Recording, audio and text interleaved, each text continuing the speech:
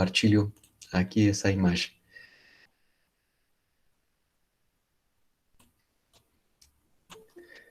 Aqui.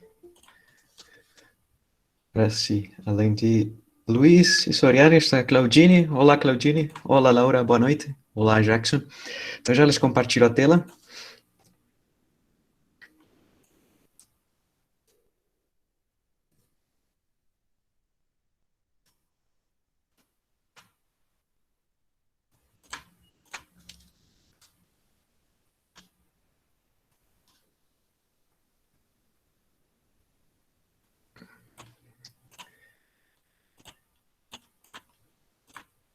Isso. Agora sim. Primeiramente, espero que seja muito bem o dia de hoje. E principalmente porque esse cálculo será de conhecimento prévio e visto e posto em prática o dia de hoje, mediante essa grande pergunta: como poder determinar o centro de massa de um objeto com figura e modelo conhecido? E principalmente começaremos analisando esse daqui, muito similar a um dos desafios propostos, que se diz que uma placa ou uma folha de ouro de comprimento 10 centímetros e densidade feita por ouro, caracterizada por seu volume por massa, perdão, por sua massa pelo volume, de 19.300 toneladas, quilogramas, ou 19,3 toneladas por metro cúbico, determinar sua posição do centro de massa, mas principalmente dessa folha. Uma das perguntas mais habituais seria como fazer esse processo de integração, pois não é tão intuitivo, mas como poderá resolver? Primeiramente, como determinar a sua posição do centro de massa se não se conhece a sua massa total, e como poder fazer esse processo de integração que é vetorial. Para aquilo, podemos começar expressando esse vetor posição de cada um dos elementos de massa que estejam dentro dessa folha, que segundo o referencial denotado por essas setas na parte inferior e superior, ou de esquerda para a direita e cima para baixo, perdão, de baixo para cima, o eixo X e o eixo Y, diria-se que a posição de qualquer elemento minúsculo estaria na coordenada X ao longo do eixo X e na coordenada Y ao longo do eixo Y. Qualquer diferencial de massa estaria associado a um elemento diferencial de volume, por mais que seja uma folha finita, ainda assim poderíamos assumir uma determinada espessura associada a esse material, o ouro, a sua densidade volumétrica de massa, que nos serviria para expressar por extenso qual seria o elemento diferencial de volume. Qualquer quadrado retangular de arestas infinitesimais, um diferencial de x, um diferencial de y, segundo esse sistema cartesiano específico, e tendo uma espessura constante, toda a folha de ouro, poderíamos dizer que vale H. H, a espessura, e o único que varia, para nesse caso específico, aonde estaria a sua posição no centro de massa, no plano X e Y, e qual seria a sua massa total? A massa total da folha estaria relacionada com seu volume completo, e a área da aresta, perdão, a área do quadrado, da sua face quadrada, será L, ou aresta segunda potência, vezes a sua espessura, vezes a densidade volumétrica de massa, que nos permitiria transformar o volume em quilogramas, e dessa forma obter quanta massa possui essa placa de ouro, por mais que seja muito fina, com uma espessura pequena, como se fosse papel alumínio, mas ainda assim tem uma espessura. Com essas informações, essas três que estão aqui nessa sequência, podemos usá-la para fazer esse processo de integração. Mas esse processo de integração merita o conhecimento de algo importantíssimo. É um processo de integração indefinido ou definido? Aqui lhe pergunto a Érica. Boa noite, Érica. Estás aqui?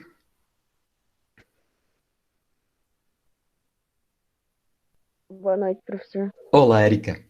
Espero que sejas bastante franca comigo e todos vocês que estão aqui também. Ou seja, quais poderiam ser os limites desse processo de integração? Pois o único que fizemos foi a substituição dos termos que estão aqui, a parte direita superior.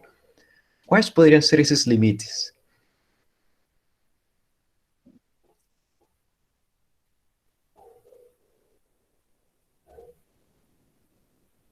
O que acontece se estivéssemos brigando com um vizinho ou uma vizinha? Zero TL. Exatamente. Se O esti- segundo ali, primeiro da esquerda. Exatamente. Se estivéssemos brigando com um vizinho ou uma vizinha e compramos um lote, mas a outra pessoa também tem um lote, e dizer, não, não, daqui, desse pauzinho dessa fruta para a direita é seu, e do outro para a esquerda é meu. Então, onde que estaria e finalizaria a propriedade? Onde começaria o processo de integração? E justamente a resposta é essa, Luiz, de 0 até L. Para ambas dimensões, pois é um quadrado, é uma placa quadrada. Ou seja, que nesse caso, esse processo de integração poderíamos começá-lo a fazer, e para denotar as cores que nos permitam visualizar aonde estaria cada um dos seus eixos, ou os limites de integração pertencentes a cada um desses eixos, e sendo uma expressão vetorial, poderíamos fazer, primeiramente, o processo para o eixo x. Em virtude dessa soma, a operação da integração, que se poderia caracterizar dessa forma, se diz algebricamente que é um processo linear, ou seja, tem-se a soma, o primeiro elemento e o segundo elemento. A principal diferença é que são vetoriais ao longo do eixo x e y. Que pertence ao eixo x, a coordenada em x, e ao eixo y, a sua coordenada em y. Como fazer esse processo de integração? Uma integração dupla. É mamão com açúcar, não se preocupe.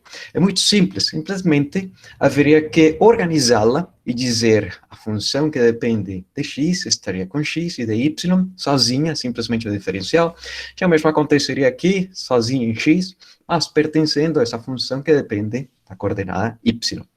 E essas integrações são também mamão com açúcar, pois as que só apresentam os diferenciais seria a avaliação do limite superior menos o inferior.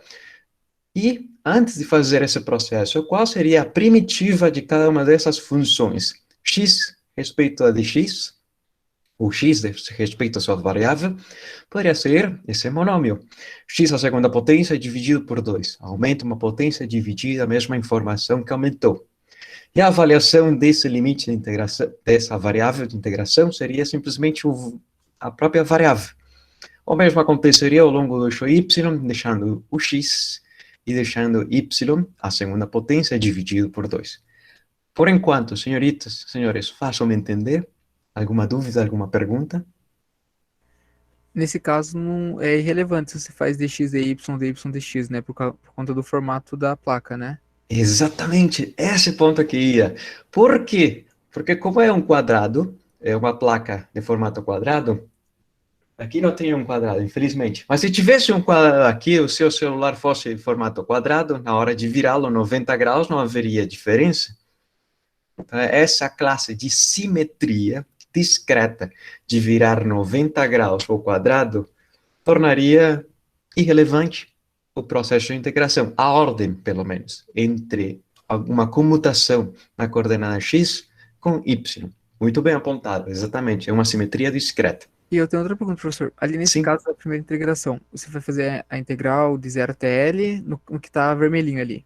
Você sim, pode fazer essa integral primeiro para x e depois a integral de trás para y? também se poderia fazer, Tipo, uma exatamente. atrás da outra, né? Não precisa separar assim uma por uma, né? Não, não necessita você fazer. Só que nesse caso, o deixei pelo fato de ser uma multiplicação. Então você poderia fazer essa integração dupla, que diria em poucas palavras, começando com y, mas x não depende de y. Então seria uma constante a respeito a y. Mas sendo uma constante, podemos deixá-lo por fora. Uhum. Ah, beleza. Na verdade, há pelo menos duas formas de ver aquilo. Do jeito que tu me acabaste de mencionar, ou nesse daqui que seria separando-as, organizando-as. Mas sei que não é tão comum deixar o diferencial à esquerda, mas se poderia fazer, porque o diferencial de x seria uma constante se começaríamos com y. E as constantes sairiam do processo de integração. Essa seria a explicação. Agora, tendo presente até esse ponto do processo de integração, já havendo calculado as primitivas, simplesmente bastaria avaliar ou aplicar o teorema fundamental do cálculo, avaliando no limite superior e posteriormente menos no limite inferior a primitiva dessa função. Ou seja, que seria a avaliação direta do limite superior em todas, pelo fato que o inferior é zero e todas dependem da própria variável de integração, que nesse caso seria a variável de avaliação. Ou seja, que após essa limpeza visual, teríamos que para o longo do eixo x, ou a componente associada ao processo de integração do eixo x, seria um meio de L quadrado, um YL. Agora, para x, aqui seria simplesmente L, e para y, um meio de L quadrado. Algo bem importante, bem notório. Poderíamos simplificar os L's. L's quadrados que estão no denominadores com L's quadrados que estão aqui, tanto azul como o rosa. Dessa forma, obteria-se que esse fator 1 meio deixa-se em evidência igual com uma potência de L. E em qual coordenada? Aonde estaria essa informação presente? Estaria na metade ao longo do eixo x e na metade ao longo do eixo y. Em outras palavras, se o sistema coordenado está localizado em um dos cantos dessa placa quadrada, diria-se que em relação a esse sistema coordenado, o seu centro de massa estará justamente no seu centro geométrico. Irrelevante da densidade e da espessura dele? Você Não. considerou ali? Exatamente. Isso, esse era o ponto que ia ir. Aqui me esqueci. Que bom que... Aqui nessa parte. Justamente aqui me esqueci, porque me esqueci de marcar a linha. Quando se corta a densidade e a espessura, significa duas coisas, uma física e outra matemática.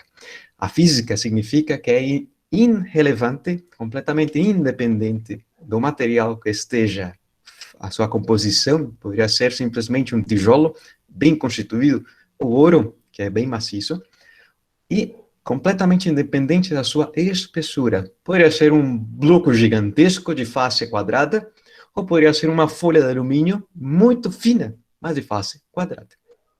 Esse é o resultado que me esqueci. Mas muito bem apontado, Luiz.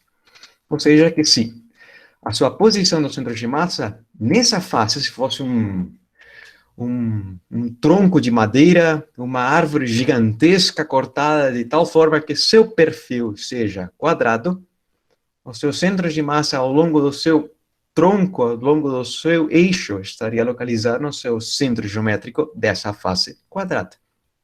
Independente do material, é independente da espessura. Ou seja, o seu centro geométrico bate exatamente com a posição do centro de massa aqui no centro. Façam-me entender com esse apontamento? E agora vamos com outro mais importante, pois esse processo de integração não estava tão complicado. Agora espero não arrepiar-lhes os seus cabelos com o próximo. Como determinar a área de um círculo? Bom, já sabemos a resposta. Alguém me poderia dizer como se expressa a área de um círculo? Qual seria essa expressão tão bonita? Πr ao quadrado. E por quê? Porque caiu do céu? Tem uma demonstração lá que você dá dos vários ladozinhos lá, e vai dar. Porque é o. Não sei, vai dar demonstraçãozinha lá, tá bonitinho. Exatamente. Então, há duas, pelo menos, há uma forma muito bonita de poder fazer,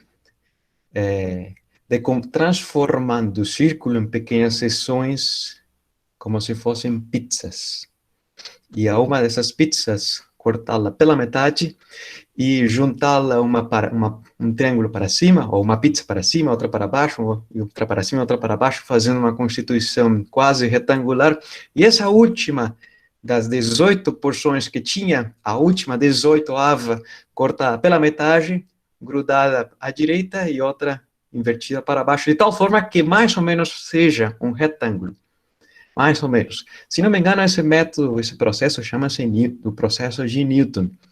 Quanto mais fina seja a porção dessa pizza que pertence a esse disco, melhor será o retângulo feito, pelo menos mais reto. Pois senão seriam as ondulações com outra borda, enfim, se fossem simplesmente 8 porções. Mas nesse caso, como aplicar o processo de integração? Espero me fazer entender.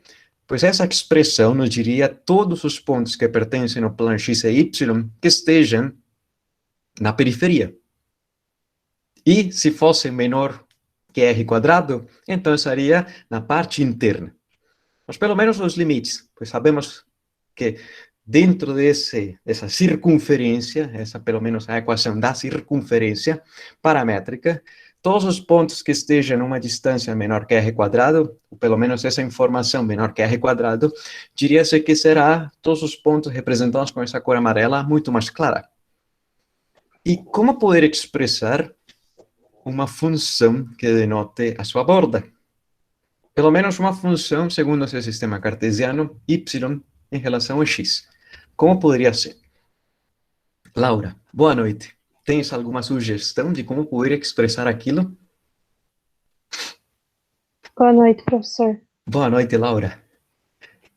Como poderíamos expressar y em função de x?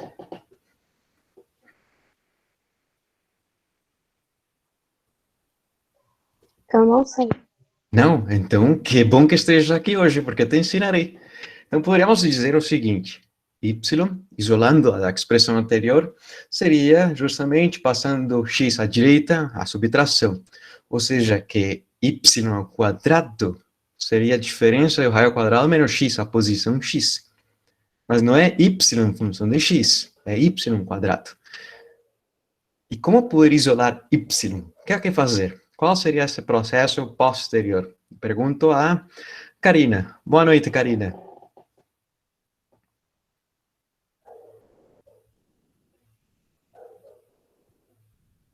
Olá, Karina.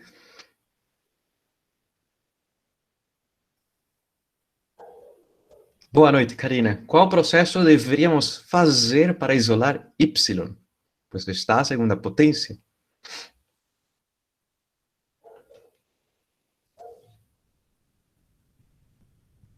Tirar a raiz. Poderia dizer, muito bem. Talvez a palavra seria aplicar a raiz.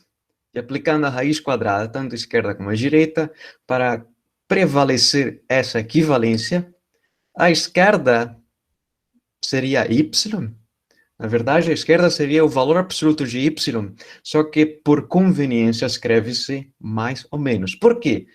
Porque se o y for menos 5, a segunda potência é 25, e raiz quadrada de 25 é 5. É idêntico a menos 5? Não. Portanto, haveria duas opções.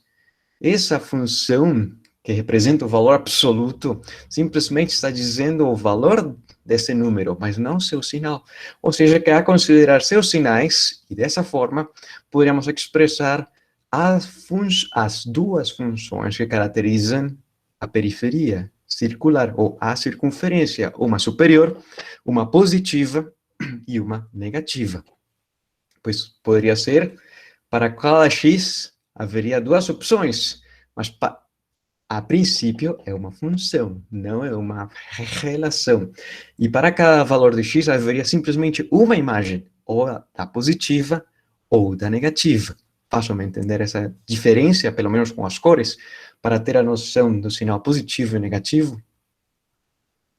Tendo presente essa informação, como poder expressar a área do círculo? Poderíamos começar por um pequeno quadrado segundo as coordenadas retangulares cartesianas, cujas dimensões são infinitesimais, de largura diferencial de x e largura diferencial de y.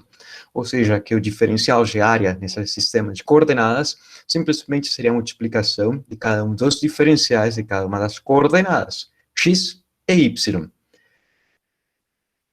E poderíamos resolver, justamente, qual seria a área total, simplesmente distinguindo essa letra de avaliação, ou essa letra associada ao diferencial de área, para dizer que a área total seria entre a área, o somatório de todos os elementos infinitesimais de área, de tal forma que seja desde o primeiro, onde não haja nada, ou desde antes de começar o primeiro, até assumir o último, mas são infinitésimos, tão minúsculos, que a soma consecutiva de todos nos forneceria a área total, e para não ter problemas e confusões com essas duas letras, podemos fazer uma marca, para distinguir a variável de integração do limite superior. E à direita, uma integração dupla em ambas coordenadas. Mas em ambas coordenadas, e a curva, como poderíamos considerar essa informação? Pois teríamos, a princípio, que a área total seria equivalente a alguma integração ao longo do eixo x e alguma integração ao longo do eixo y. Mas a principal diferença são os limites de integração, pois nesse caso, ao longo do eixo x, não há problema algum. Desde menos r, se o círculo de raio R maiúsculo, seria uma varredura desde menos r até mais r. E o eixo y? Quais seriam os limites de altura? Para cada valor de x haveria um limite tanto superior como o inferior. E se diz que seria o limite inferior, a curva, que está representada com azul mais claro, e o limite superior seria o rosa, ou seja, a curva com sinal negativo e o segmento de circunferência com sinal positivo. Façam-me entender nessa distinção? Então, se me faço entender, se não há dúvida, se não há pergunta, senhoritas e senhores, o próximo passo será resolver a integração respeito a y, pois seus limites de integração dependem da coordenada x. E implicando que o resultado do processo de integração de y por ser coordenadas completamente independentes, se poderia expressar mediante essa multiplicação. Ou seja, que essa integração simplesmente será a avaliação do limite superior menos do limite inferior. E considerando esse sinal negativo, nos diria que seria 2 vezes essa informação. Essa informação que posteriormente faríamos o processo de integração respeito à coordenada x. E essa integração é uma pedra no caminhar, batendo duro sobre o dedão gordão do pé, muitas vezes. É uma integração que, se não se pode fazer de uma forma astuta, seria muito complicado. E espero que tenham discutido o motivo do porquê fazer as substituições trigonométricas nos processos de integrações cabulosas, complicadíssimas, horrorosas, perturbadoras e horripilantes, por um fato, porque resultarão super simples, quase que cutuca no céu com as mãos se podem fazer esses processos de integrações, mediante as substituições trigonométricas. E como? Tentemos imaginar que a coordenada x possa ser expressa mediante algum conhecimento trigonométrico. E esse conhecimento trigonométrico seria o conhecimento dessas bordas, tanto da semicircunferência da parte superior, como na parte inferior. E a distância de qualquer ponto da circunferência até o centro do sistema cartesiano seria o raio. Mas essa coordenada em x haveria que varrê-la. E poderíamos relacionar a sua coordenada em x mediante uma caracterização dessa distância em relação à sua orientação. Como se fosse um vetor, mas não é um vetor.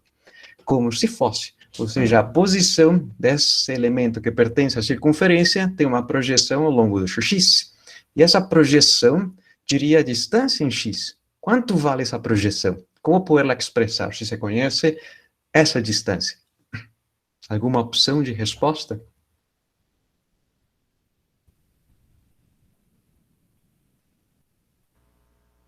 Pelo cosseno.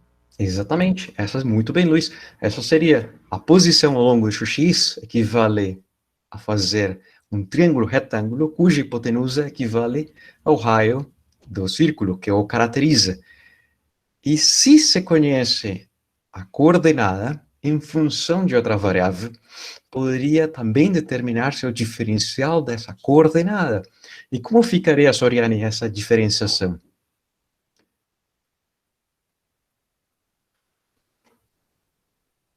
Somente fazendo a derivada da coordenada x, como variaria essa coordenada?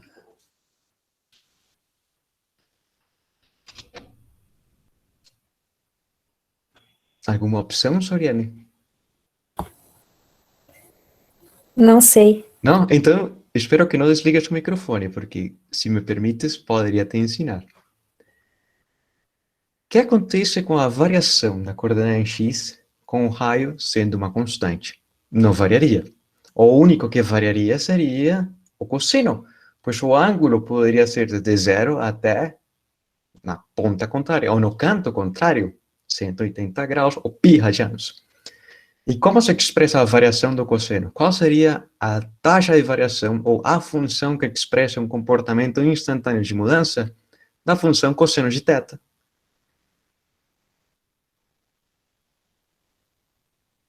Alguma sugestão, Soriani?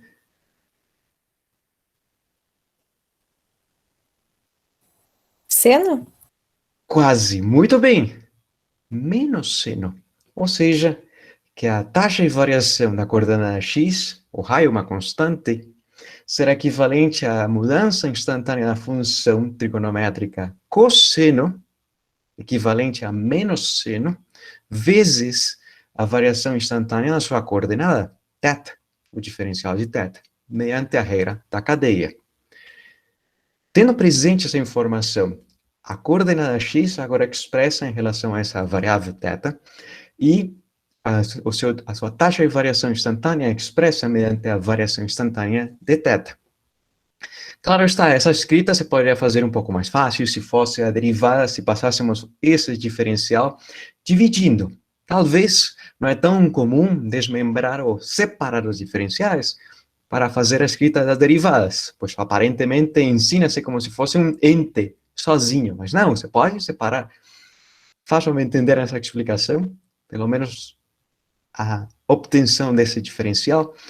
E posteriormente, se agora poderíamos usar esse fato matemático para transformar a coordenada x, que é cheirosinha e não queremos usá-la, e usar melhor θ, porque é muito mais comportada com relações trigonométricas e os ângulos que poderiam variar entre 0 e π radianos, como poder expressar os limites de integração?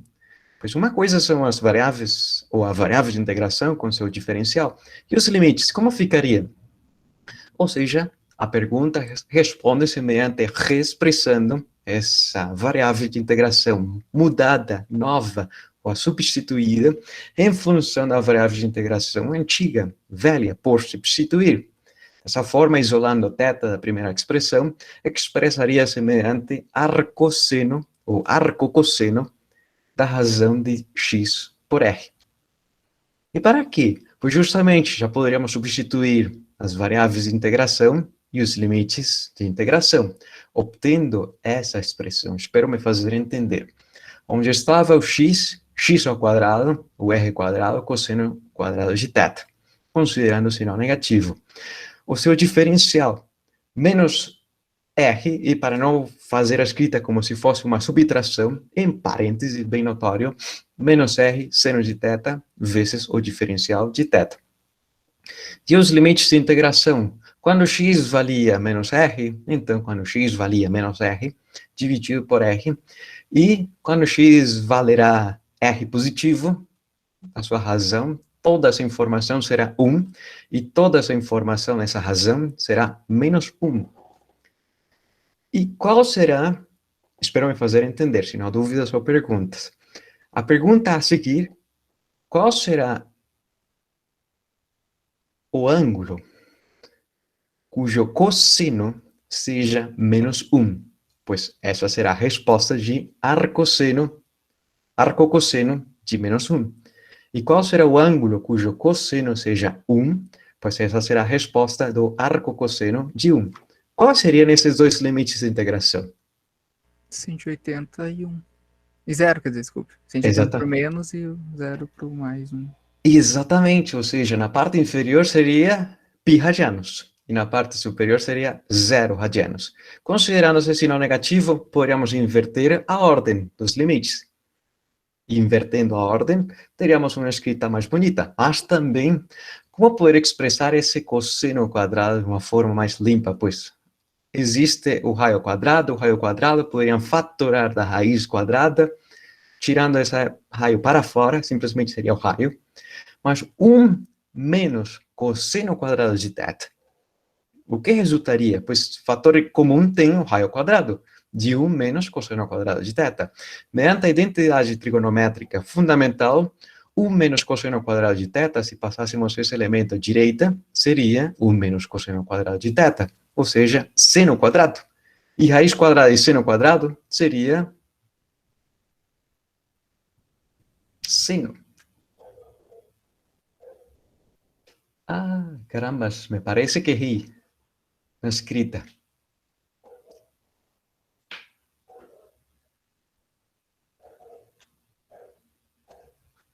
Os limites estão corretos. O 2 está aqui, o fator R, que estaria aqui. Ah, não, está correto, perdão. Agora já me lembrei. Que pena com vocês. Resultaria, na raiz quadrada, a resposta é seno, vezes seno que está aqui no processo de integração, seno quadrado de θ, vezes a variável de integração de θ. E qual seria a função cuja derivada seja seno quadrado de θ?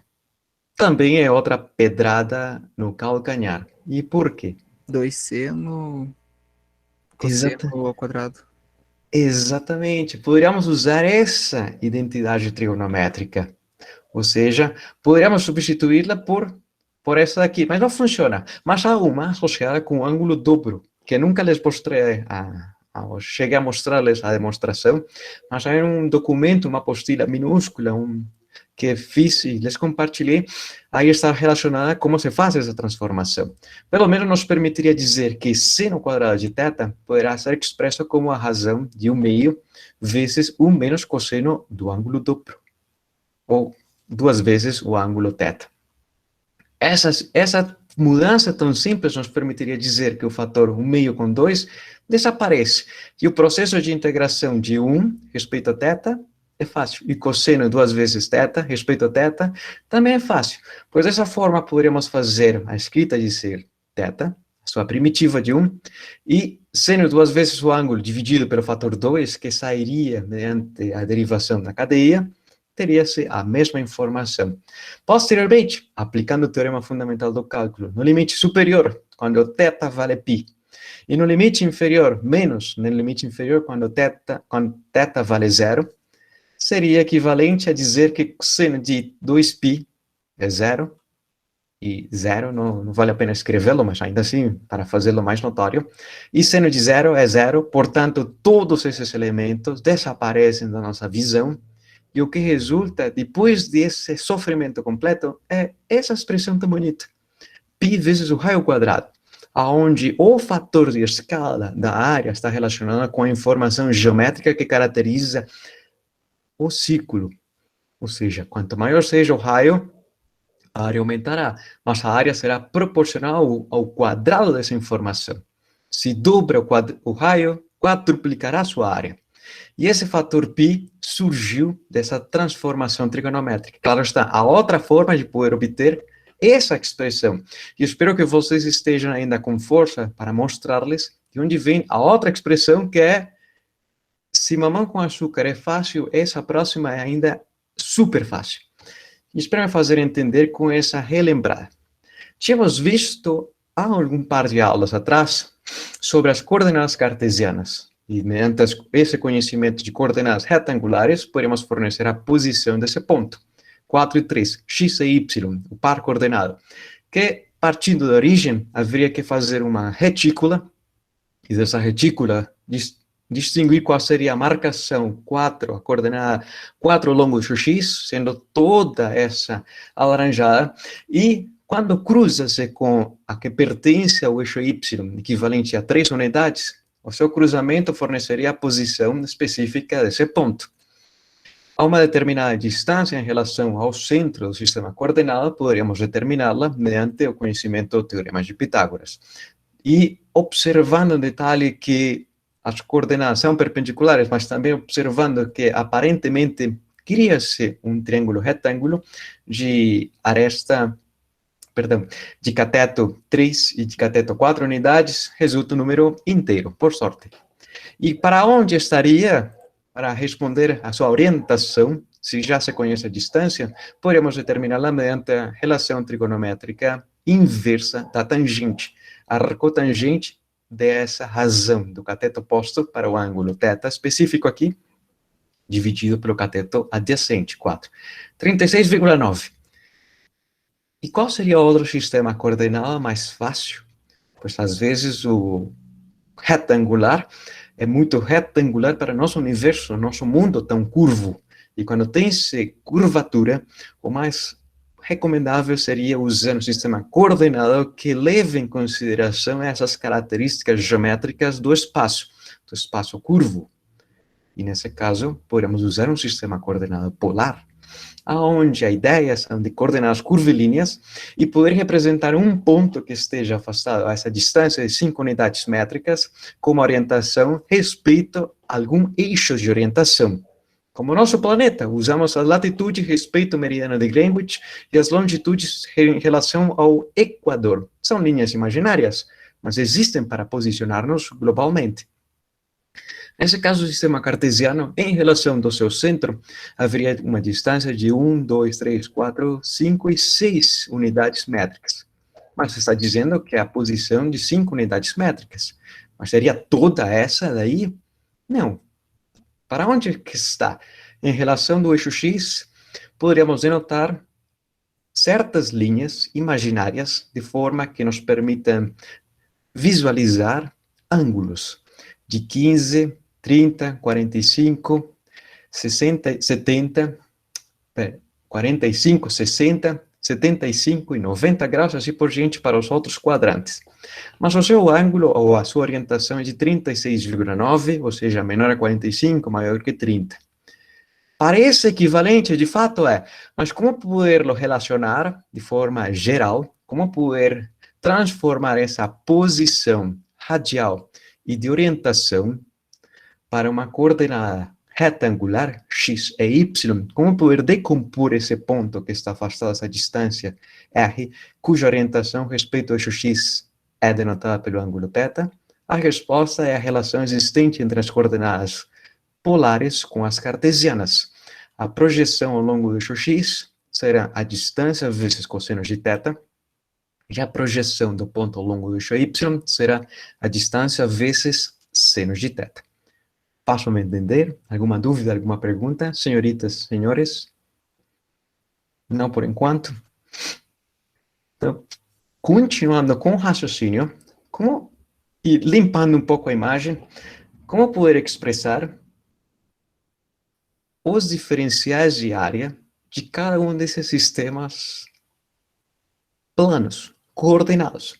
Como poder expressar o diferencial de área em coordenadas cartesianas? É muito fácil. Um diferencial em relação à variação da coordenada x vezes a variação da coordenada y, pois são coordenadas métricas, o diferencial possuirá unidades de comprimento ao quadrado, unidades de área. E como poder expressar o mesmo para essas coordenadas curvilíneas? A resposta poderia ser esse segmento. Espero que se enxergue um segmento. Mas quais seriam as dimensões desse segmento diferencial? Um segmento de um raio e um diferencial de raio mais afastado. Ou seja, que em relação ao raio, haveria, por uma dimensão, uma diferença de raio. Um raio e um pouquinho mais afastado, um diferencial de raio.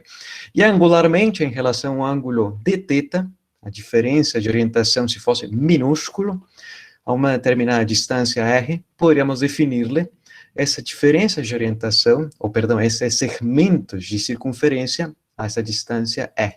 Ou seja, a uma distância r, mas que pertence a uma varredura de um ângulo infinitesimal. A pergunta, e talvez espero que vocês me façam essa pergunta: por que surge essa expressão tão bonita? Parece que os segmentos de área nas coordenadas polares tem um fator associado à variação de uma coordenada e a variação da outra coordenada. Não obstante, essa segunda coordenada angular tem um fator de escala. É por causa do arco, né? Que tá ali, que ele é o θ, S. Θ, o arco, o ângulo é igual ao arco ali, Sim. divididos pelo raio. Exatamente. Sim. O ângulo seria exatamente o arco dividido pelo raio, ou poderia usar essa informação para fornecer o comprimento do arco, em relação à distância que está, vezes a varredura angular. Um pouquinho aqui, outro pouquinho lá. Mas muito bem apontado. Hoje, pelo menos, les darei os indícios de por que essa coordenada angular, que não é métrica, necessita de um fator de escala para transformar-se em métrica e, dessa forma, fornecer o tamanho do diferencial de área. Espero me fazer entender. Limpando um pouco a imagem. Como poder relacionar essas duas? As coordenadas cartesianas, um quadrado, ou nas coordenadas retangulares, um retângulo, em relação às suas variáveis, ou em relação às suas letras que denotam o sistema coordenado, e no sistema polar curvilíneo, a distância radial e o diferencial de orientação, perdão, o diferencial de orientação vezes uma distância radial.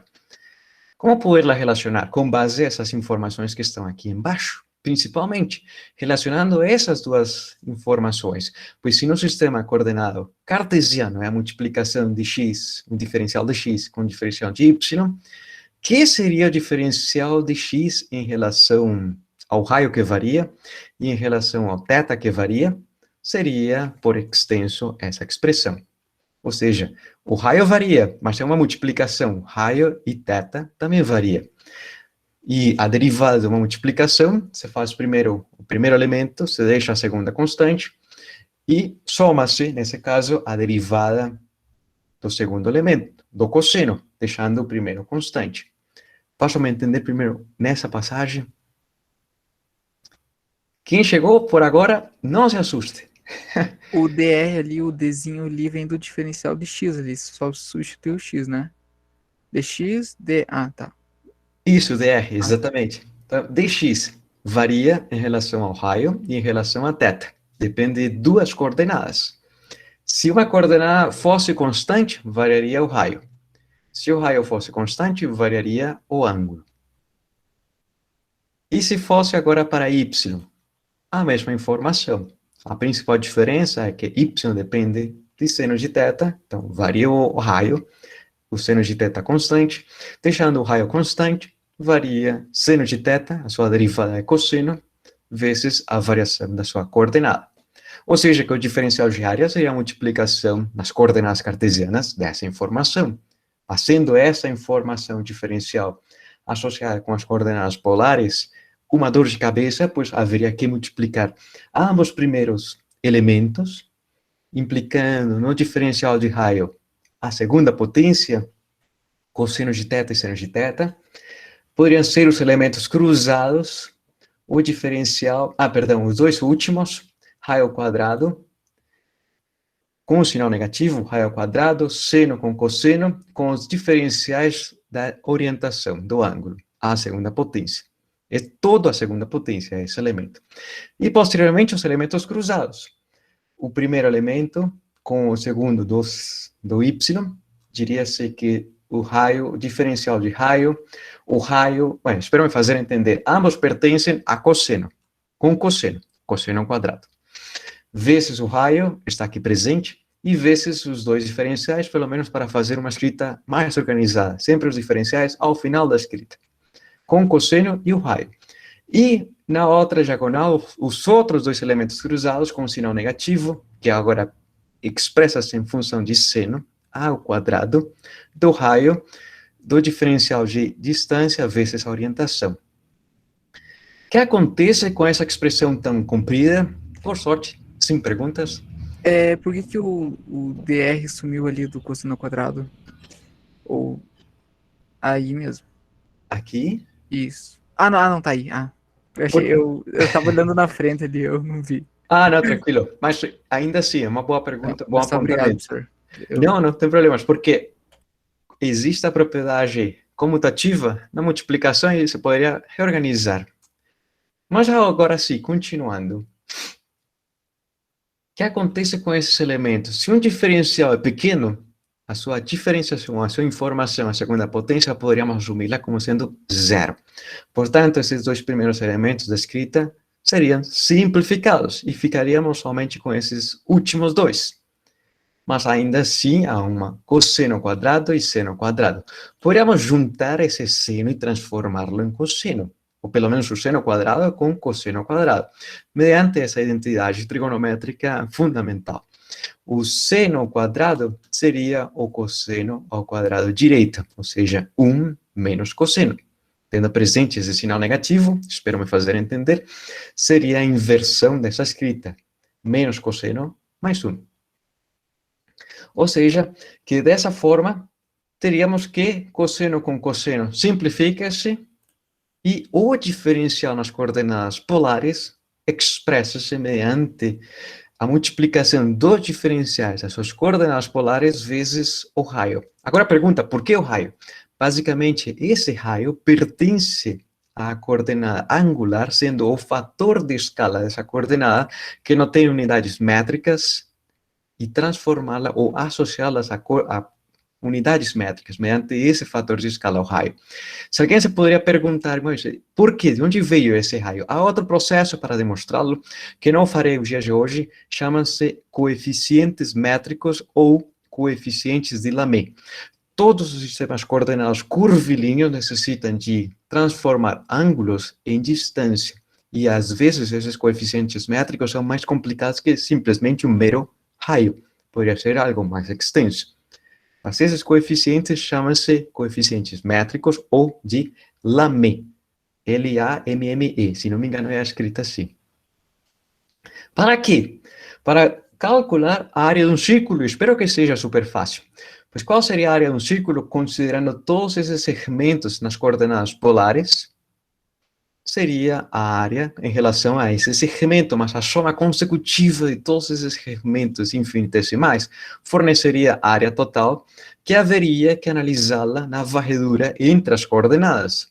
O raio, se o disco, o círculo, está compreendido, ou está relacionado a um raio R maiúsculo, a varredura de distância seria entre 0 até R maiúsculo, não saindo desse limitante de distância. E o ângulo, todos os ângulos abrangidos no círculo completo, ou no ciclo completo de varredura angular, de 0 até 2π. Façam-me entender com esses limites de integração? Sim, dúvidas, senhoritas? Não? Ou Professor, sim? ali no caso dava para fazer, tipo, não precisa separar, né? Precisa fazer o primeiro, a derivada do θ, daí dava 2π, daí depois do 2π você joga o r ao quadrado sobre 2 e coloca o... O e R. aplica o raio, né? Exatamente. Ah, tá. Poderia também Que ser feito. eu me confundo quando você separa ele assim, sabe? Mas, beleza. Sim, não, mas tranquilo, muito bem apontado. Por quê? Eu deixei com cores para não fazer essa confusão. Pelo menos se você faz θ, a integração seria 2π, 2π é uma constante, sai da integração, seria r do r quadrado dividido por 2, avaliado no rzão, ou r maiúsculo, seria o fator 1 meio, r quadrado vezes 2π. Simplificando o fator 2 com 2 do 2π, resulta essa expressão. Eu não sei se vocês concordam comigo, mas é super fácil depois de sofrer tanto. Pelo menos essa expressão de dia de hoje, espero ter me feito entender que nas coordenadas polares, em virtude da simetria axial que possui, e o círculo apresentando a mesma simetria das coordenadas polares, o processo de integração é assim de fácil. Façam-me entender? É bem simples. Por sorte, é bem simples. Ou seja, que para o dia de hoje, não era isso, mas espero trocar aqui a transparência, pois está em outro arquivo, e espero que nessa explicação, recapitulando posteriormente o vídeo com mais calma, enxerguem em detalhes, você poderia calcular algo que não consegui fazer no dia de hoje, que queria pô-lo, mas talvez seja para outra semana, ou a próxima semana, porque já só restam mais duas.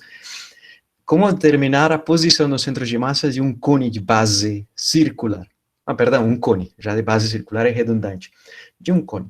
Esse processo de integração é um pouco complicado nas coordenadas cartesianas e é mamão com açúcar nas coordenadas cilíndricas, que seria na extensão das coordenadas polares, considerando z para a altura.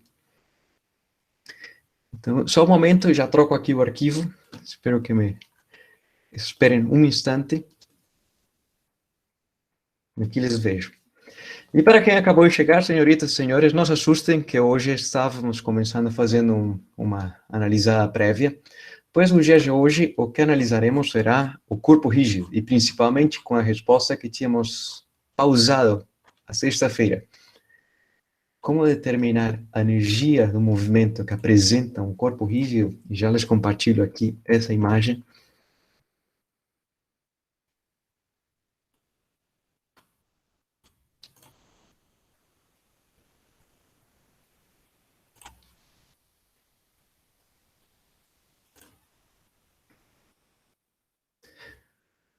Como determinar a energia cinética ou a energia associada ao movimento do corpo rígido?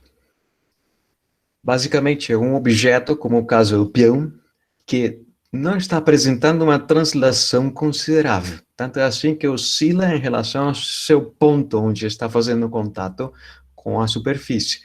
Mas há um movimento que tem o peão. Esse movimento é de rotação. Como poder caracterizá-lo e quantificar a energia cinética para um corpo rígido que esteja puramente rotando? E para aquilo poderíamos começar por um sistema de partículas, onde há uma massa, um objeto tão minúsculo que simplesmente o consideraremos como sendo um mero ponto, a uma distância R1 em relação a esse sistema coordenado, um objeto de massa M2, M3, M4 e M5. Mas se pertence a um corpo rígido, haveria alguma forma de estabelecer alguma condição de rigidez, e essa condição se poderia expressar mediante a seguinte escrita, ou seja, que a diferença do módulo, a diferença entre duas posições que pertencem a essa configuração de 5 massas, ou um número gigantesco de massas, a diferença relativa de posição, o seu módulo, sempre permanecerá sendo o mesmo. Pois é um vetor, a diferença, mas o módulo dessa distância, quanto vale essa distância, sempre será a mesma. Isso significa que a distância entre meus olhos sempre permanecerá sendo a mesma. A distância entre minhas orelhas poderia mudar, mas a distância entre dois pontos que pertencem a um corpo rígido, indestrutível, será sempre a mesma. E se esse corpo rígido, se esse sistema satisfaz essa condição, poderíamos dizer que em relação a algum determinado eixo que passaria pela sua origem do sistema cartesiano, apresenta uma rotação completa. Cada um dos pontos mudando a sua orientação do espaço, como se fosse a ponta dos dedos da minha mão, e dessa forma apresentando velocidades tangenciais diferentes, mas que todas satisfazem uma condição. Qual seria essa condição? Visualmente, qual poderia ser? V1 é igual a V2, que é igual a V3, que é igual a V4. Quase, mas não é exatamente iguais. Tem uma informação por trás que sim é equivalente. O deslocamento delas é o mesmo? Não necessariamente. A resposta, querem sabê-la? A resposta é que todos os vetores de velocidade serão tangentes aos vetores posições que são expressos em relação ao sistema coordenado e em relação ao eixo de rotação. Por isso que eu deixei dessa forma, para que seja quase 90 graus. Espero que se enxergue, não é exatamente 90 exato na imagem, mas que seja quase perpendiculares. O vetor é tangente à distância que denota esse objeto respeito a seu sistema coordenado, pois justamente pela origem do sistema coordenado passaria um eixo de rotação. E essa informação em breve me faria entender bem melhor. Como calcular a energia cinética desse movimento, desse sistema de 5, mas se fosse bem maior que 5? Poderíamos dizer que seria uma soma coletiva das energias cinéticas individuais, desde a primeira partícula até a massa do objeto enésimo, considerando como sendo uma mera partícula, desprezando o seu formato, implicando que seja o somatório de todas as energias cinéticas, ou seja, considerando as suas massas e as suas velocidades tangenciais, as suas velocidades de translação. Mas há uma relação direta entre uma velocidade de translação com uma velocidade de rotação. Qual seria essa relação? Poderíamos usar uma expressão que tínhamos visto a semana passada, de poder transformar velocidade de ângulo para uma velocidade de distância, mediante um fator de escala. E qual seria esse fator de escala? Pi ao quadrado. Pi ao quadrado não, 2π. Não, também não. Não, transformar a velocidade tangencial, ou a velocidade de translação, relacioná-la com a velocidade de orientação, ou velocidade angular. Há um fator de escala.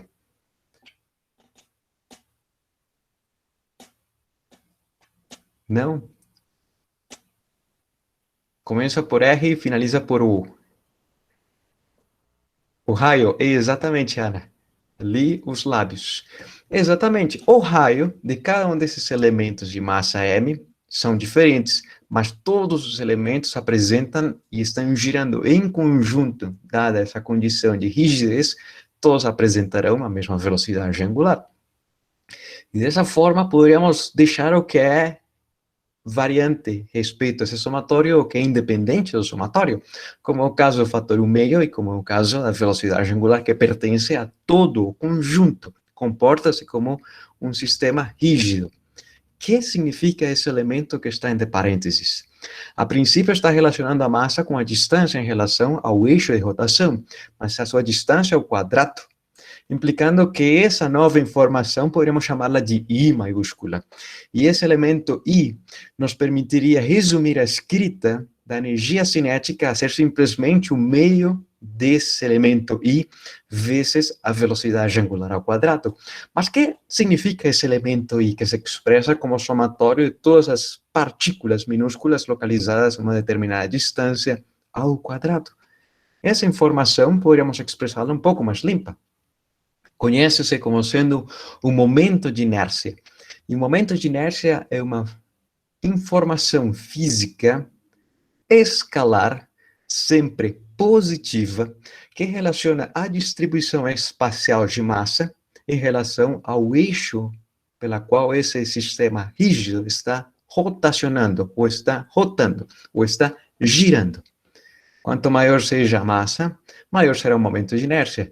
E quanto maior seja a distância em relação ao eixo de rotação, também será maior esse momento de inércia.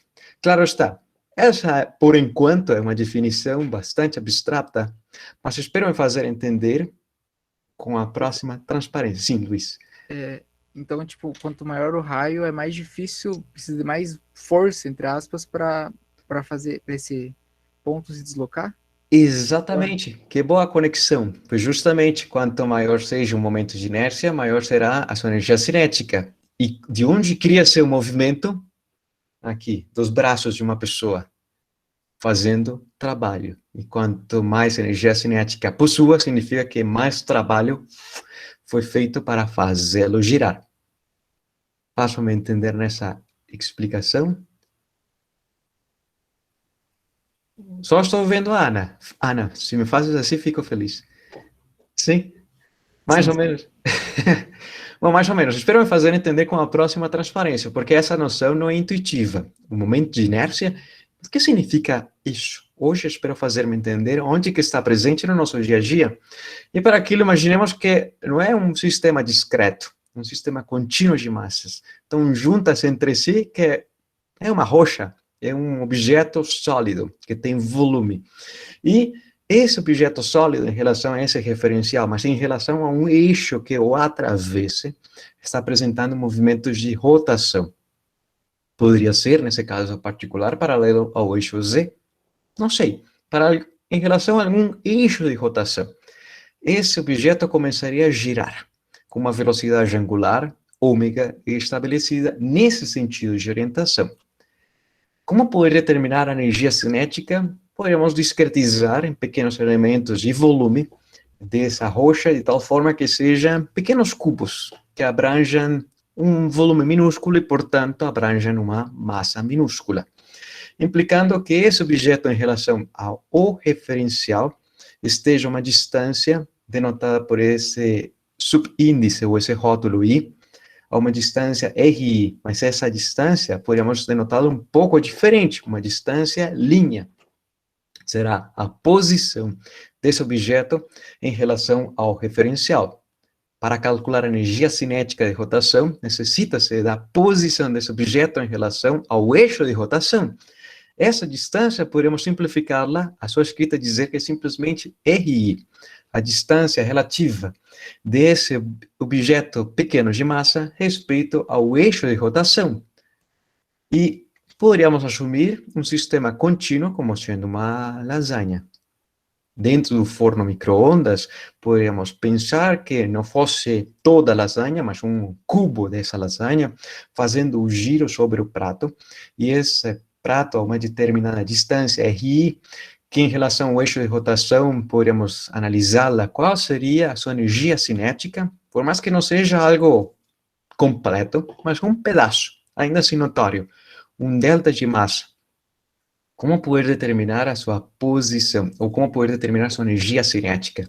Sabendo que tem uma diferença de altura, mas em relação ao eixo de rotação que passa pelo elemento ou pelo eixo Z, estaria, nesse caso, representada a sua velocidade angular mediante o vetor velocidade angular, na mesma direção do eixo de rotação. E posteriormente veremos por que se faz na mesma representação na orientação do eixo de rotação.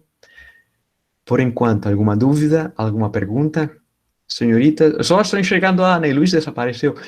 Mais alguém poderia ligar a câmera para não ficar a sós aqui? Eu vou trocar. Acabou a bateria no celular, vou trocar a câmera.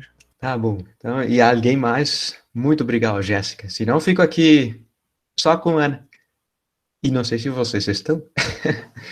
Espero me fazer entender com essa explicação. Por quê? Porque poderíamos simplesmente dizer que um cubo é pequeno, mas se tendêssemos a ser cubos muito minúsculos, o elemento de massa ser ínfimo, teríamos uma sequência gigantesca de cubos, um número tendendo a infinito. Dessa forma, trocaríamos esse delta de massa para ser o diferencial de massa, denotando a sua posição em relação ao eixo, ao sistema cartesiano, mediante o raio vetor posição com uma linha, pois o importante será caracterizar a sua distância relativa respeito ao seu eixo de rotação. E qual seria a energia cinética? Haveria que somar a energia cinética de todos esses elementos infinitesimais de massa que estão girando em torno desse eixo de rotação. A soma infinitesimal da contribuição infinitesimal de energia cinética associada a esse giro. Ou seja, como posso expressar? Basicamente, como sendo a energia cinética desse elemento infinitesimal de massa que apresenta uma velocidade tangencial em torno a esse eixo de rotação. Se me faço entender com essa escrita, poderíamos continuar a dizer que a velocidade tangencial é independente de todos os objetos, pois alguns estariam mais próximos, outros mais afastados, mas todos estão girando com a mesma velocidade angular, a velocidade que apresenta o corpo rígido, e poderia expressar-se essa velocidade tangencial em relação à distância relativa que esse elemento de massa apresenta em relação ao eixo de rotação vezes a velocidade angular que todo o conjunto apresenta, implicando que algumas informações não sejam relacionadas com o processo de integração, pelo fato que são comuns para todos os elementos, e um processo de integração é idêntico a uma soma, só que elementos infinitésimos minúsculos, que resulta que, entre cochetes, o que obtém-se é justamente o momento de inércia, mas o momento de inércia para o caso onde há uma distribuição contínua de massa, que dependerá dessa distribuição infinitesimal de massa, a sua distância em relação ao eixo de rotação, muito parecido ao caso anterior. Não obstante, nesse caso, é um processo de integração. E como se poderia analisar essa informação se a massa fosse distribuída completamente homogênea em todo o volume desse sólido? Poderia definir-se essa razão da massa pelo volume, conhecida em física como a densidade volumétrica de massa, cujas unidades são quilogramas por metro cúbico, dizendo que há objetos muito massivos por metro cúbico ou objetos muito leves por metro cúbico. Isso explica por que um tronco, um lenho de madeira, boia sobre a água, em virtude que tem uma densidade menor que a própria água. E esse processo se conhece como flutuação, e infelizmente na nossa disciplina não o estudaremos, mas quem já fez o curso de Física 2 no sábado saberá e soube que esse processo foi descrito superficialmente, mas se poderia ver muito melhor profundamente. Tendo presente essa informação, podemos dizer que qualquer elemento minúsculo de massa estaria relacionado com um elemento infinitésimo de volume, dado esse fator de escala, que permite relacionar massa com volume. Ou seja, que na hora de fazer o processo de integração com os limitantes físicos reais, distância de esquerda para direita, de trás para frente, de baixo para cima, haveria que conhecer todas essas informações, qual será a função que descreve o seu volume, para fazer a integração em relação a todos os elementos de volume a uma determinada distância respeito ao eixo de rotação. Essa expressão é pior que ver um fantasma na escuridão. Sim, é complicado de vê-la. Mas podemos aplicá-la para casos particulares. No obstante, há casos onde a densidade linear volumétrica de massa não seja homogênea, implicando que a sua massa não está distribuída uniformemente. Dessa forma, haveria a necessidade de definir se pode fazer uma função densidade respeito à distância, respeito à orientação, respeito a alguma variável. Dessa forma, não se pode sair ou deixar em evidência no processo de integração da densidade, mas poderia se conhecer muito bem o diferencial de volume nas coordenadas cartesianas como sendo a multiplicação da variação de cada uma das suas coordenadas, um diferencial de largura, de comprimento e de altura. Agora sim, espero me fazer entender com a próxima imagem. Professor, mas aquele P em função de R ali, essa densidade em função de R, eu não entendi de onde que ela surgiu. Surgiu da cabeça minha. Perdão pela resposta, mas é porque a densidade, se não é um objeto homogêneo, poderia variar em relação à sua orientação, em relação à sua distância, ou em relação à própria temperatura. Por exemplo, se fosse o mel, poderia dilatar-se um pouco à medida que se esquenta, como acontece com os próprios metais. O metal dilata-se quando esquenta-se. Tem a mesma massa, mas não tem o mesmo volume. Entendi. Então, nesse caso... Relevante é o lugar que ela está objeto, o ponto ali, ele tem a mesma densidade sempre. Sim, só que nesse caso, para deixá-lo que não possa sair do processo de integração, lhe impus a condição que seria uma densidade que varia em relação à sua distância. Mais ou menos como se observa nesse difuminado, nesse borradão da coloração interna, mais preto e mais intenso na periferia. Em relação a uma determinada distância, aumenta ou diminui. Tá. Mais ou menos. É uma imposição. Claro está, não é uma imposição genérica. Poderia ser, mas poderia ser que simplesmente seja em relação ao ângulo, daqui para a direita aumenta, não, perdão, dependendo da orientação aumenta e diminui. Poderia acontecer. Mas muito boa pergunta, sim, de fato. Essa foi uma imposição um pouco surrealista, mas se poderia ser feita, não sairia a densidade do processo de integração. Enfim, seria uma integração bem mais complicada, uma função que depende da distância radial e do raio, ou da distância em relação desse elemento infinitesimal de massa até o eixo de rotação. E agora sim, qual é a interpretação dessa informação física, seja no caso discreto, seja no caso contínuo, há um processo de somatório dos elementos minúsculos, tão minúsculos que torna-se uma integração, e que implica essa informação? Há uma dificuldade, é verdade, que apresenta toda a distribuição de massa discreta contínua para mudar o seu estado de rotação, ou seja, a energia cinética. Haveria que fazer algum trabalho externo para que varie o seu estado inicial de repouso, a ter movimento girando, ou que estava girando e até pará-lo.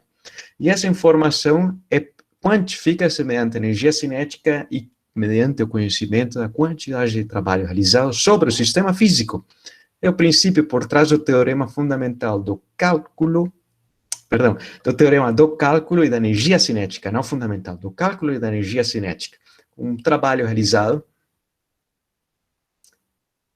me confundi, o teorema do trabalho e da energia cinética. A quantidade de trabalho realizado necessário para mudar essa informação, o estado de movimento de um sistema físico.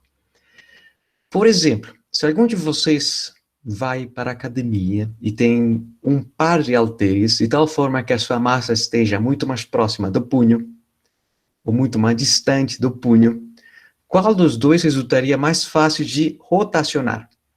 Somente girar em torno do seu punho. A primeira. E por quê? Porque somos muito fortes quando estamos juntos e quando estamos afastados. Tem menos distribuição de massa. Exatamente, porque tem menos distribuição de massa e quantificada essa informação mediante o momento de inércia.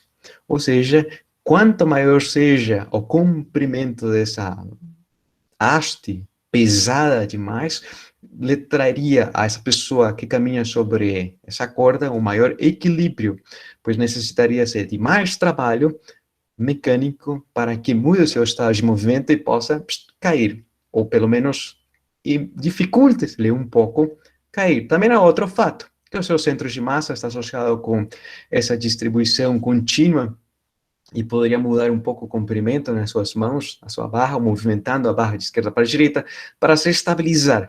Mas quanto maior seja, mais estável será. O maior será o seu momento de inércia. Outro caso particular, se vocês em casa têm um martelo, tentem fazê-lo por a cabeça do martelo para baixo ou a cabeça do martelo para cima. Qual dos dois resultará mais fácil de cair? Mais inestável? Cabeça para cima. Na verdade, cabeça para baixo. Porque Sério? sim, porque o cabeça para cima é mais estável. O momento de inércia aumenta com relação à massa maior, que nesse caso é o pedaço de ferro, a distância ao quadrado, e quanto em relação ao ponto de contato, que é nosso dedo. E quanto maior seja 20 centímetros. Mas 0,2 ao quadrado já é maior que zero, ou 1 centímetro, onde está localizado aqui, essa parte de aço, implicando que tenha maior momento de inércia e, portanto, mais estável. É mais Precisa de fácil. mais trabalho para ele cair. Exatamente, mais trabalho para fazê-lo rotar, principalmente isso. E, portanto, cair. Muito bem apontado, Luiz. Não é algo intuitivo.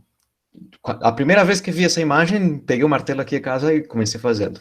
A resposta veio depois. Mas sim, a física é para experimentá-lo. E, se me faço entender, façamos esse bem simples. Se diz, esse exercício número 4, que duas massas de massa M1 e M2, presas entre si por uma barra de massa desprezível, que as liga e tem um comprimento D, quase parece um halter, estão girando com uma velocidade angular ômega em torno de um eixo que passa perpendicular a essa direção D, ou a direção da barra, que liga ambas massas. A uma distância R da massa M1. Calcular o momento, a energia cinética de rotação em função da distância R. Ou seja, se o R aumentar, se o R diminuir, o que acontece com a expressão da energia cinética de rotação em virtude de que estão girando, em algum instante estaria passando por essa posição, ou seja, girando num círculo pequeno, uma distância R, e girando num círculo maior, a massa M2, uma distância R mais D. E podemos analisar essa informação, e espero que me faça entender por completo, que a energia cinética do conjunto poderia expressar-se como a soma da energia cinética da primeira massa, que gira com uma determinada velocidade angular, mas o conjunto, perdão, com uma velocidade translacional, transversal, que, portanto, gira com uma velocidade angular constante, a mesma para a segunda massa, aonde a principal diferença serão as suas distâncias, uma mais próxima e outra um pouco maior. A diferença será D. Como poderíamos expressar melhor essa soma? Podemos dizer que, basicamente, o fator meio e a velocidade angular são comuns, e, portanto, seria a massa 1, ou abrindo por extenso esse binômio ao quadrado e expressá-lo perfeitamente, o primeiro ao quadrado, com a distância d ao quadrado, com os elementos cruzados duas vezes para a segunda massa, obtém-se uma expressão interna com essa coloração, que esperam fazer-me entender, que faz associação ao momento de inércia. Dependerá da distância do eixo de rotação e da distância de afastamento, de separação entre as massas. Dependerá de R e dependerá de D. E esse momento de inércia, que depende dessa distância R, pois poderia variar. O R poderia ser muito pequeno, poderia ser 1 quilômetro, girando daqui a 1 quilômetro em relação a esse eixo, fazendo um círculo de 1 quilômetro de raio. E 1 quilômetro de raio mais D para a massa um pouco mais afastada. Qual seria o mínimo momento de inércia? Uma pergunta muito bonita. E uma pergunta associada com o que começamos a analisar o dia de hoje, o processo de integração, que previamente uma integração, no curso de cálculo 1, há uma derivação. como poder analisar a taxa de variação dessa função momento de inércia em relação a essa variável R? Pois observem, pelo menos, que o momento de inércia depende da distância R, a segunda potência, R, a primeira potência, e um fator constante. Ou seja, que é uma função de segundo grau, é um polinômio de grau 2, e um polinômio de grau 2 ou tem um máximo ou tem um mínimo. Será máximo ou será mínimo? Qual seria o mínimo momento de inércia? Como poder expressar? Haveria que analisar a sua taxa de variação do momento de inércia em relação à sua variável? Por enquanto, senhoritas e senhores, sem susto e sem pavores, façam-me entender? Não, Então, e aonde não me fiz entender? eu não entendi como que você vai calcular esse momento de minimização. Ah, É mas, o, mas an- ele é quando é o polinômio de grau mínimo ou ele é o menor valor que ele pode obter do raio ali? exatamente. Qual seria o valor do raio de tal forma que o momento de inércia seja o mínimo? Não se Zero. pode. Não necessariamente, porque se o raio for zero, seria a massa 2 a distância d ao quadrado. Ah, Não é zero. E se fosse sobre a distância do m2, então seria a massa 1 a distância d ao quadrado. entendi. Então, qual seria o mínimo? Uma boa pergunta. Mas agora, espero que com essa discussão me faça entender. Acho que sim. E as senhoritas? Assim ou assim? Mais ou menos. Bom, espero me fazer entender, porque sempre que vocês me fazem uma discussão, parece que o tópico resulta mais entendível. Me parece algumas coisas muito, sei lá, muito bem entendidas, mas na verdade não são bem entendidas. É como explicar fazer um pão para alguma pessoa que nunca na sua vida fez um pão. Sempre necessita um pouco de prática. E nesse processo, como poder minimizar essa função? Como poder achar o seu mínimo? Pois sempre cresce em relação à distância. Se a distância aumenta, ou sempre será positivo. Se a distância aumenta, sempre será positivo. E se a distância for zero, ainda assim prevalece um valor que é positivo. Mas qual seria o menor valor possível para esse momento de inércia? Não poderia ser zero, pois já vimos que não necessariamente seria zero. Qual seria então o valor de distância? É aquele coisa dos pontos críticos que tem que derivar, acho que duas vezes, achar onde ele é menor que zero, Exatamente. igual a Sim, zero. pois derivando nos mostra o comportamento da função em relação à variável, nesse caso da distância, o momento de inércia, como varia em relação à distância. A sua taxa de variação instantânea seria a derivada. E a derivada nos mostra simplesmente um polinômio de grau 1. E um polinômio de grau 1 tem pelo menos uma raiz. Qual seria a sua raiz? E essa raiz denotaria que a função cresce e cresce, sempre. O momento de inércia crescerá. Ou será que em algum instante, por ser um polinômio de segundo grau, ter algum valor máximo ou um valor mínimo? Haveria que determinar esse ponto crítico. Mas ainda assim, quanto vale a sua primeira raiz, ou a raiz da sua derivada? Diria-se que seria o raio mínimo. E por quê? Porque sempre a função será crescente, para cima, ou sempre será positiva. E qual seria o mínimo valor positivo? Essa pergunta podemos analisá-la sem fazer uso da segunda derivada, pois fisicamente o momento de inércia, por definição, é positivo. Mas sempre será positivo? Sim. Mas qual será o mínimo valor positivo dessa função momento de inércia?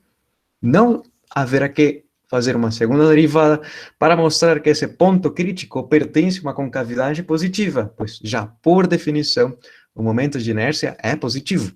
Façam-me entender nessa explicação, sem o uso da segunda derivada? Sim. E as senhoritas? Mais ou menos? Bom, espero fazer-me entender com essa explicação. Então, se essa distância mínima, de tal forma que, substituindo aqui nessa expressão anterior, seja equivalente a zero, quanto vale essa distância mínima?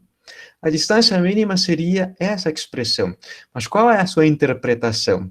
Puramente matemática seria de tal forma que, substituindo dentro da sua derivada, seja zero. Mas não, essa não é a interpretação. A interpretação está associada com a distribuição.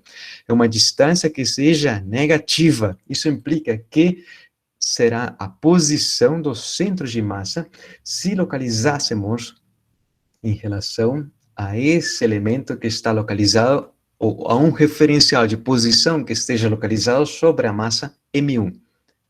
Em outras palavras, a posição dos centros de massa em relação à massa M1 seria a massa M1 a sua distância, zero, porque é justamente o referencial de posição.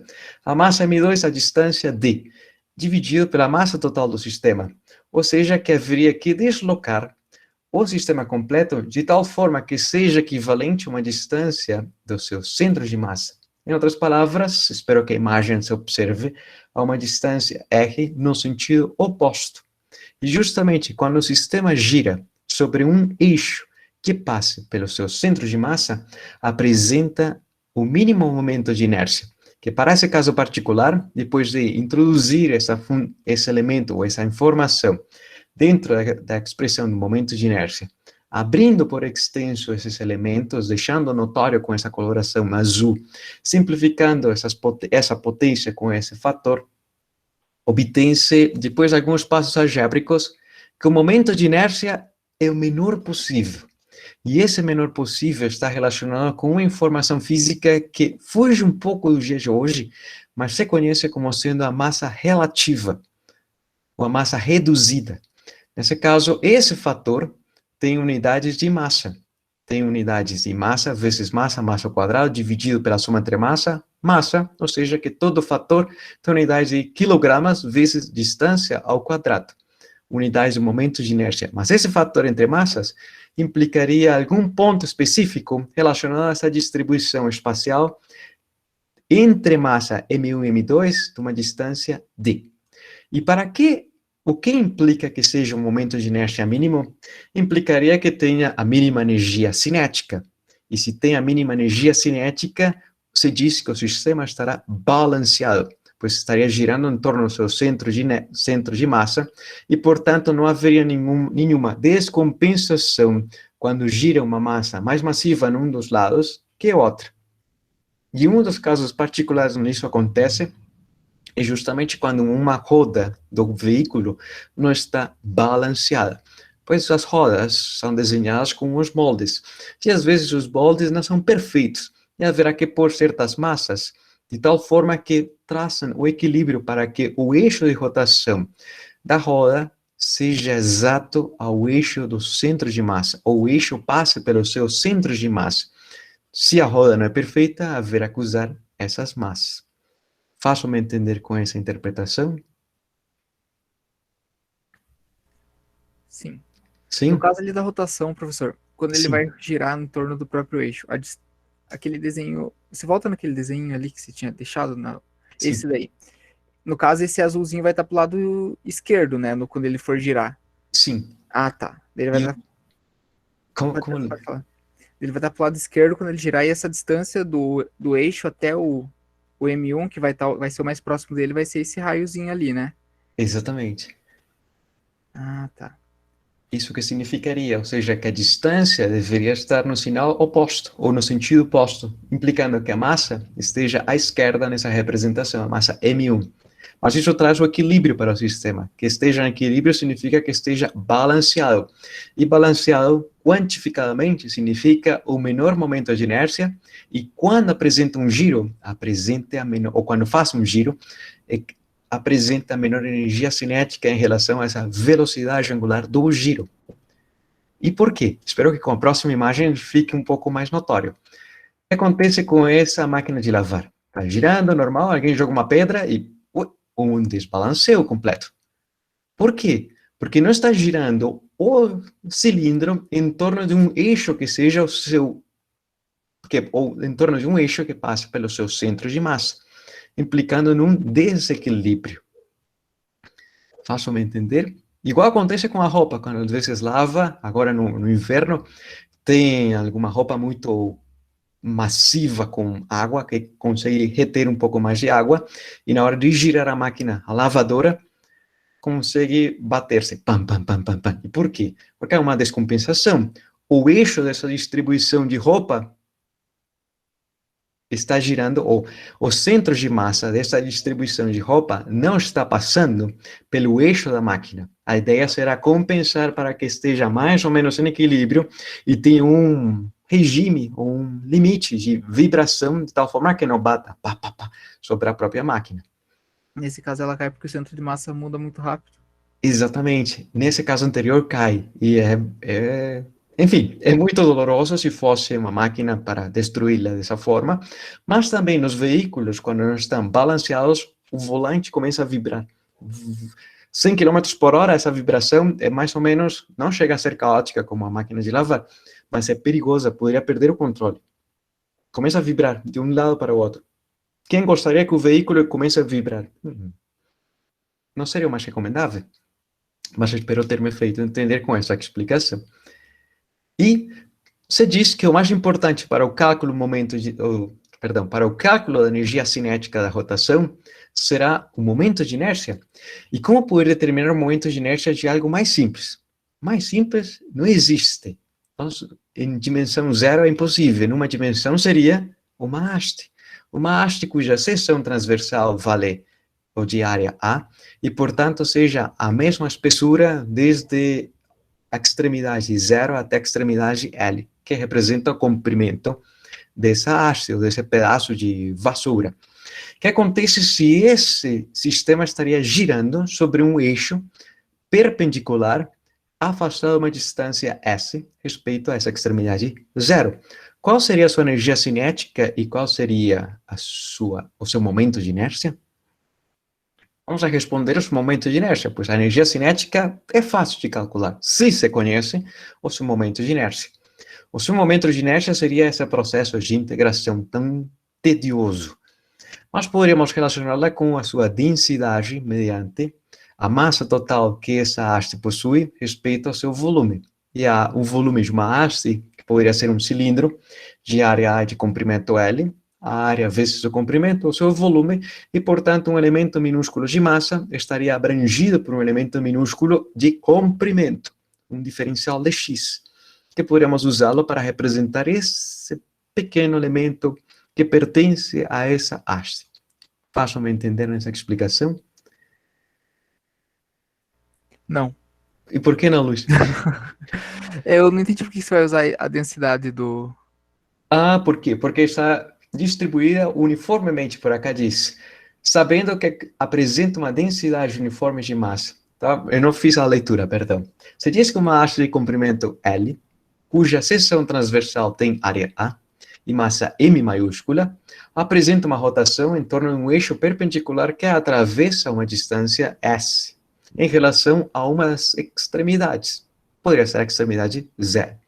Determinar o momento de inércia da barra em relação ao eixo de rotação, sabendo que apresenta uma densidade uniforme de massa. Então, já se conhece a massa, se conhece o comprimento L e se conhece a área da seção transversal, A. Portanto, você pode conhecer o seu volume e, conhecendo a sua massa, a razão dessas duas informações, expressa-se a sua densidade volumétrica de massa. Agora foi. Agora sim me faz entender. Exatamente, perdão, que não fiz a leitura, pulei esse passo. E conhecendo essa densidade distribuída uniformemente, será a mesma informação quando assume-se um elemento minúsculo de comprimento com a mesma seção transversal, pois esse elemento minúsculo de comprimento abrange um elemento minúsculo de massa. É como se fosse uma salsicha fatiada. Cada um dos segmentos dessa salsicha tem a bitola da salsicha, mas tem uma área, perdão, tem um comprimento pequenininho, um diferencial de x. E qual seria o momento de inércia? Aqui haveria que fazer um processo de integração, e hoje eu espero me fazer entender com esse passo. Pelo fato que seria o diferencial de massa poderia ser expresso em relação à densidade vezes a área transversal vezes o elemento infinitesimal de comprimento. Quanto maior seja o elemento infinitesimal de comprimento, maior será o elemento infinitesimal de massa, que está localizado a uma distância x, respeito ao eixo de rotação. E respeito ao eixo de rotação, quais seriam os limites de integração? Quais seriam os valores possíveis do x, de tal forma que varra por completo a haste? Seria de menos s, ou s para a esquerda, com sinal negativo, e a diferença de L menos S para a direita. Dessa forma, varreria de 0 a L. A respeito ao eixo de rotação, seria desde menos S até L menos S. Façam-me entender essa informação? Pelo menos os limites? O que diz Jéssica? Sim. Sim, também? Agora, algumas constantes que poderão sair do processo de integração. A densidade é uniforme, a área é a mesma. E que seria a integração respeito x ao quadrado respeito a x? Seria essa função primitiva, x ao cubo, dividido por 3. Que avaliando-a no limite superior menos no limite inferior, representaria no limite superior L menos S ao cubo menos S ao cubo. Deixando o fator 3 bem notório com a massa, com o comprimento, haveria que abrir esse binômio ao cubo perfeito. Como posso expressar? Há duas formas, mediante a combinatória, que tem esses fatores de combinação, ou mediante o triângulo de Pascal, ou mediante... Me parece que o triângulo de Pascal é mais simples. E por quê? O triângulo de Pascal diria que seria o primeiro elemento, a primeira potência, cujo fator é 1, lembrando-lhes que o triângulo de Pascal, nos seus cantos, é tudo 1. Os elementos internos seria a soma entre essa sequência, como se fosse uma chuva, implicando que o segundo elemento tem um fator 3, e se expressa como sendo o primeiro a segunda potência, vezes o segundo a primeira potência.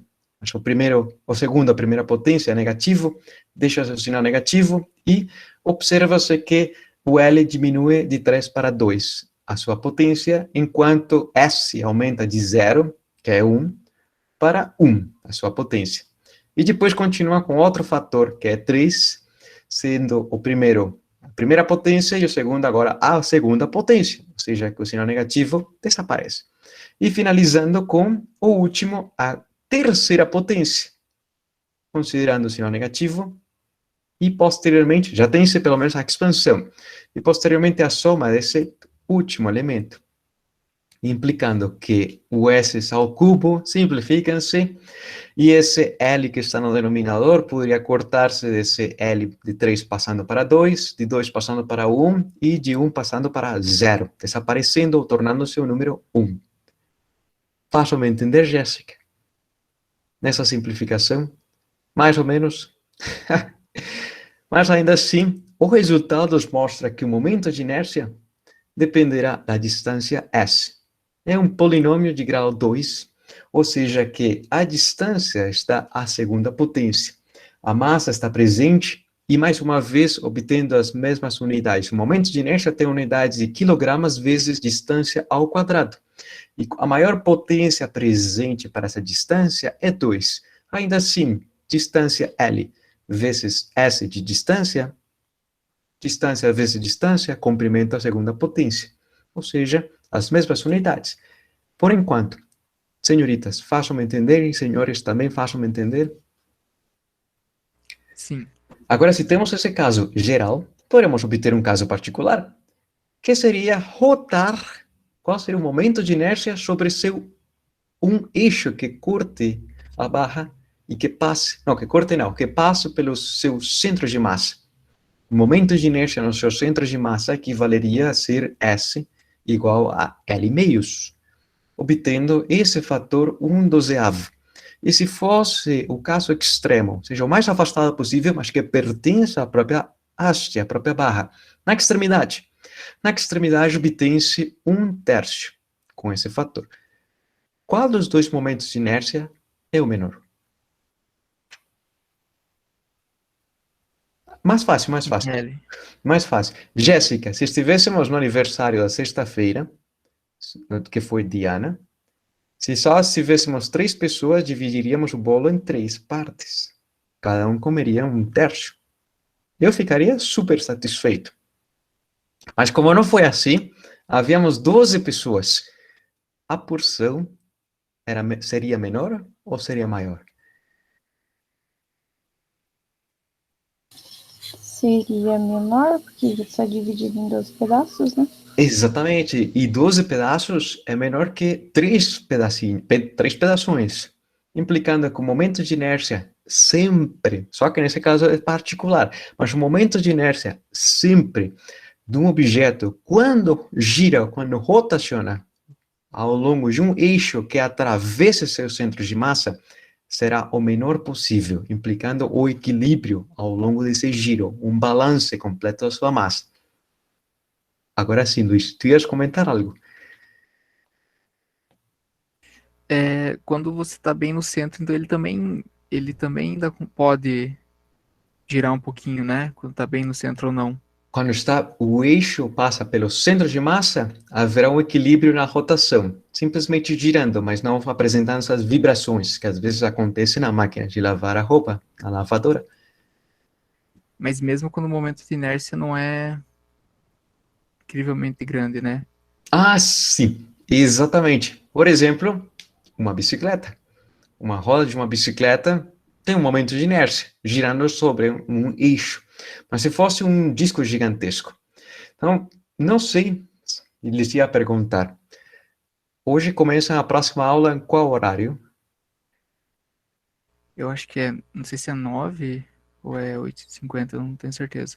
Ah, porque já são as 8h38. E como hoje começamos mais cedo, então vamos fazer uma pausa na explicação de hoje, pois na próxima sexta-feira lhes mostrarei que, por maior que seja o disco pesadão, já sabemos que não se diz pesadão, se diz muito massivo, mas por mais que seja muito massivo, se você consegue balancear em torno do seu eixo de rotação, conseguiria girar em equilíbrio, num balance completo, sem apresentar vibrações.